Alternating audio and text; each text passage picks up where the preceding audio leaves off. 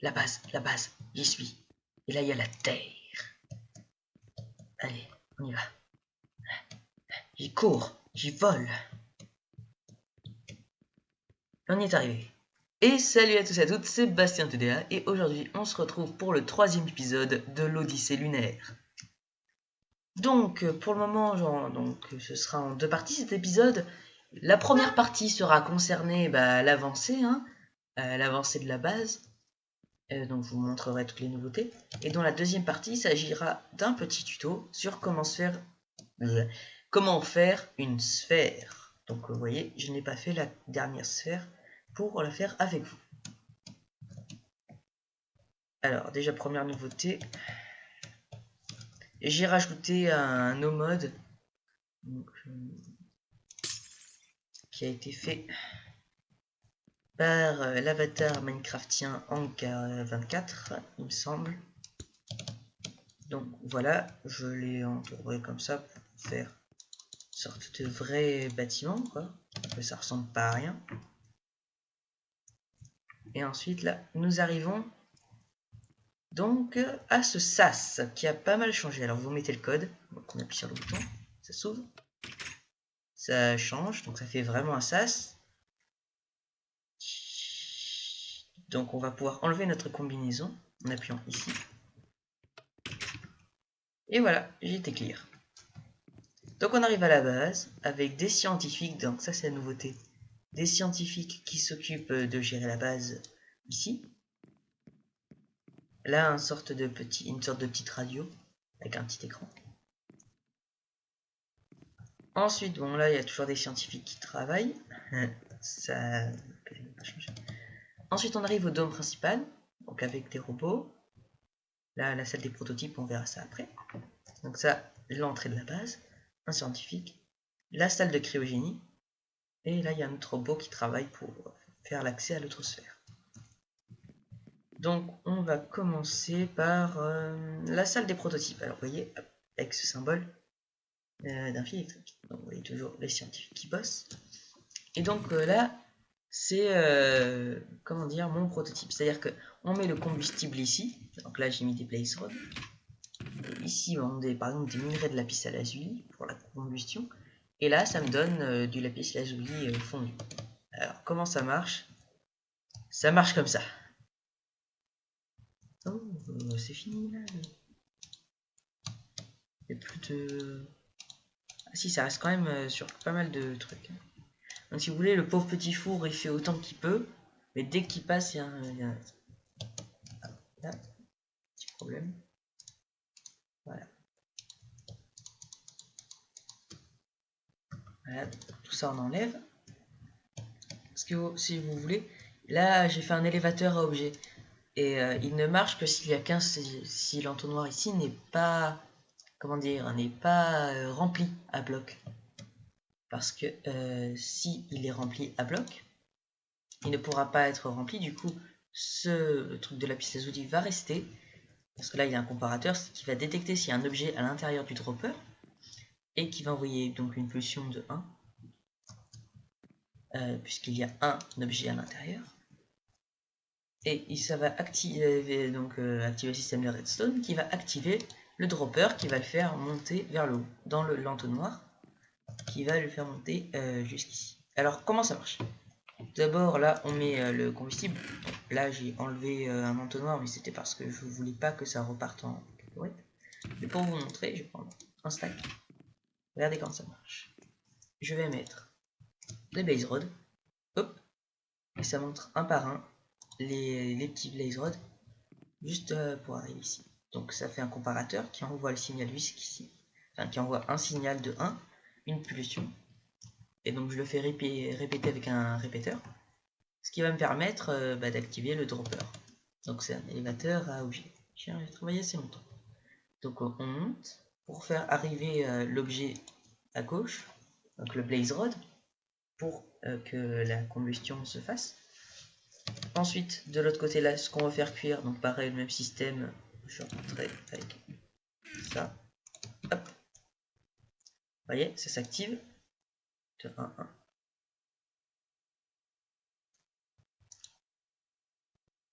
Et donc ça remonte encore après pour arriver en haut du four. Ensuite là ça descend, donc il va falloir le faire remonter pour retourner dans le coffre. Donc pareil, le même système qui s'active plus rarement parce qu'il faut attendre la fin de la combustion. Vous allez le voir, il s'activer. Hop, et voilà. Alors là, ces deux poudres de redstone sont connectées, mais ça ne change rien parce qu'il n'envoie qu'une pulsion de 1. Donc ça arrivera pas, ça traversera uniquement cette poudre là et ira dans le repeater. Mais comme il n'y a pas de repeater là, ça ne marchera pas. Et ainsi vice versa. Ça ne pourra pas donc interférer. Donc j'en suis content. Donc c'est une machine que je trouve fort sympathique. Mais bon, j'ai pas trouvé d'autres applications pour le moment que de faire cuire du lapis. C'est qu'un prototype, c'est-à-dire que une fois que cette salle, par exemple, j'irai automatiser la machine pour en faire avec dans un sous-sol, les fameux sous-sols, une salle à part, et là j'enlèverai tout ce qu'il y a dans cette pièce pour faire un autre prototype. Ensuite, donc on retourne à l'autre côté, on va à la salle de cryogénie. Alors toujours des scientifiques, et là c'est beaucoup plus simple, en fait c'est comme ce sont des lits, mais les lits avec ce pack de textures, enfin ce ressource pack, font comme des... Comment dire? Vous voyez dans les films de science-fiction, les astronautes sont cryogénisés. Et donc là, on est dans la cryogénie. Et au bout d'un moment, ça nous réveille, des fois, des siècles plus tard. Voilà, donc ça, c'est le robot qui surveille et un scientifique. Donc ça, c'est la tête de Redkill24. Petit coup de pub, si vous ne connaissez pas, allez voir sa chaîne, il fait des superbes tutos de redstone. Et je m'en sers pour faire des lunettes de scientifiques. Enfin, des scientifiques pour ma page. Ensuite, on va utiliser la fameuse commande que j'ai mise ici, qui va me permettre de faire un ascenseur. Donc on arrive dans l'ascenseur. Et pour descendre, il suffit de regarder vers le bas et de sneaker. Hop, et hop, on est descendu. On est à l'étage en dessous. Donc j'ai pas fait d'autres étages en dessous. Donc on peut sortir d'un côté. Donc vous inquiétez pas, il y a de l'oxygène. Hein. Donc là on a un petit poste de contrôle avec des échantillons, un truc assez sympa. Ici on a un couloir vers une salle que nous ne pouvons pas ouvrir. Donc ce sera probablement la salle avec le prototype au-dessus. Ensuite ici là il y a une autre salle, mais c'est comme un laboratoire en fait plutôt. Avec un robot et un scientifique. Des petits échantillons sympatoches. Là un radar et un ordinateur. Et là d'autres échantillons. Et une sorte de petit truc. Et des bibliothèques évidemment. Et ici il y a un endroit que nous ne pouvons pas ouvrir. Donc ça c'était tout ce que j'ai fait pendant votre absence. Donc j'ai fait la bulle en plus. Et là, donc on va ressortir. Donc on appuie là, ça va nous donner la combinaison spatiale qu'on va mettre. Et on peut sortir. Donc, toujours avec les trucs là, j'ai tout préparé. Et ensemble, on va voir comment faire une sphère comme celle-ci. Donc déjà, il faut savoir dans quel matériel vous allez faire cette sphère. Donc là, dans mon cas, c'est de la glace. Mais vous pouvez le faire avec n'importe quoi. Donc il faut d'abord avoir fait un cercle. Donc là, j'utilise un cercle de 6, 2, 1, 2, 6, 2, 1, 2, 6, 2, 1, 2, 6. Comme ça. Pour faire le grand cercle, j'ai fait 8, 3, 2, 1, 1, 2, 3, 8. Comme ça. Et pour faire les petits cercles, j'ai fait 6, 2, 1, 2, 6, 2, 1, 2 et 1, 2, 6. Jusqu'à la fin des temps. Et donc, c'est très important de savoir ce que vous avez fait comme forme, car c'est comme ça que vous allez pouvoir faire votre dôme ou votre sphère. Enfin, c'est une demi-sphère, je préfère appeler ça un dôme. Alors déjà, là, vous avez 6. Pour faire une demi, vous allez faire la moitié de 6, c'est-à-dire la moitié de votre barre la plus grande. Donc vous allez l'élever de 3, votre rangée. Et ça, tout le long. 3. Très important. Sinon, votre sphère, elle ressemblera à rien. Bon, vous savoir que j'ai pas regardé... Au début, j'avais commencé à regarder un tuto. Mais bon, j'avais pas... ça m'avait vite soufflé. Alors même en m'en inspirant, c'est quand même moi qui ai développé cette boule-là. Donc vous voyez, vous faites 3 de tous les côtés, comme je le fais actuellement. Donc je préfère pas faire de coupure, comme ça vous voyez tout. Et après, vous allez faire comme là, comme sur le côté, entre 2, 6. Vous allez faire 2, 1, 2. Alors, ça va faire qu'on va augmenter de 2 tout tour.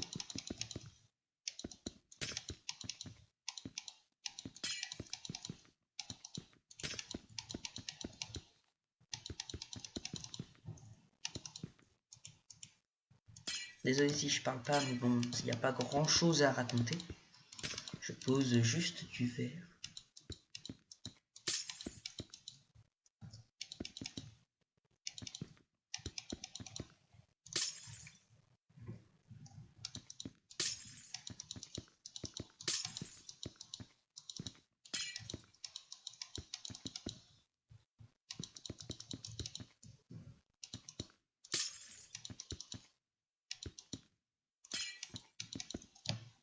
Donc voilà.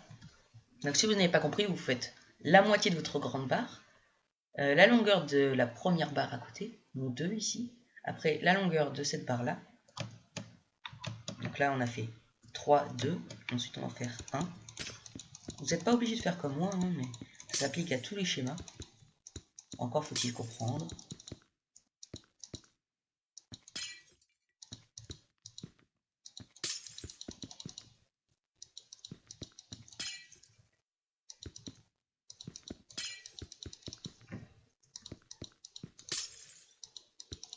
Voilà, et une fois que vous avez fait là, vous allez faire la même chose, c'est-à-dire l'inverse, mais inversé. C'est-à-dire, donc là on a fait 3, 2, 1, et après on va recommencer à 2. Donc on fait la suite. Donc 2.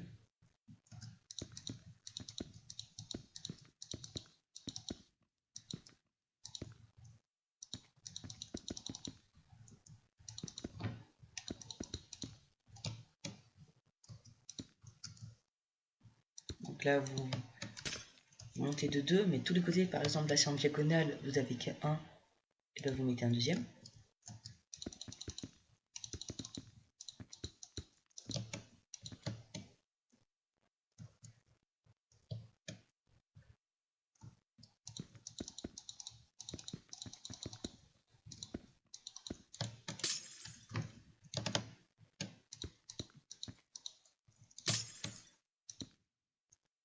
Donc voilà, et pour terminer, vous avez juste à là, remplir. Pour le coup, là c'est du 4, mais ça fait une sorte de mini carré arrondi sur les côtés. Mais bon, vous n'êtes pas obligé de faire comme moi, c'est-à-dire de mettre un deuxième dans le diagonal, c'est juste pour un souci d'esthétisme que je l'ai fait. Sinon, vous pouvez faire un gros carré. Et donc voilà, nous avons fait ensemble une sphère. Vous voyez, c'est exactement le même principe pour celle-là, sauf qu'elle est plus grande. Donc voilà, c'était tout pour ce second épisode de l'Odyssée lunaire. Sur ce, je vous dis à bientôt. C'était Bastien TDA.